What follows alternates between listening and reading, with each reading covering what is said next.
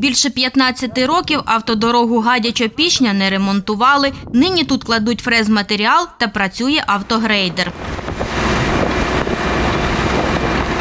Тендер на проведення робіт виграла компанія «Будгранд-7». Компанія відремонтує майже 6 кілометрів цієї траси. За сприятливої погоди підрядник обіцяє закінчити роботу до кінця липня. Це сроки напряжені. Будемо говорити, це не халяй-валяй. Тим більше, що треба ще паралельно цьому займатися і основною дорогою.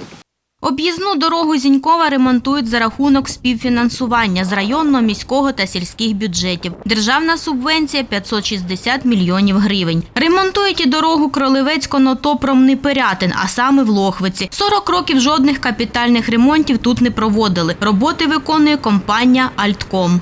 Зараз виконується поточний середній ремонт, який являє собою технологію знімання старого шару покриття, влаштування вирівнюючого шару з асфальтобетону і буде укладений новий шар товщиною 5 см із сучасного матеріалу щебенево-мастичного асфальтобетону. Асфальт кладуть великими картами. Вони тримаються в рази довше, ніж звичайний ямковий ремонт. У такий спосіб планують оновити 13 доріг.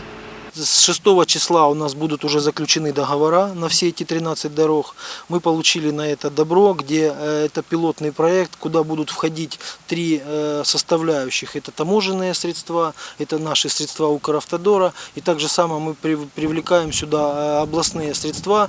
На ремонт вулиць Шевченка та Героїв України в Лохвиці витратять понад 30 мільйонів гривень. Дорожники розраховують завершити роботи до кінця місяця. Юлія Кравець, Павло Бардиш, Полтавські телевізійні новини.